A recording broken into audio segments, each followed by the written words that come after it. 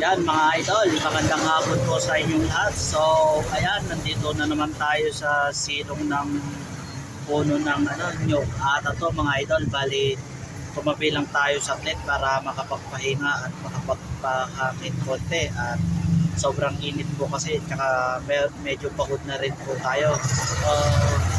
Kailangan lang natin mag-recharge sa tent mga idol para maya-maya konti is may lakas na po ulit tayong bumiyahe ulit. At mamayang bago mag 4 PM is dapat nasa na tayo, La Union Medical Center na, at pagsusundo tayo ng ating service mga idol.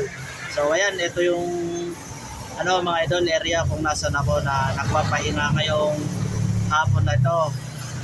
Ayan, dito mga idol, dito ako nagpapahinga. Ayan, dito.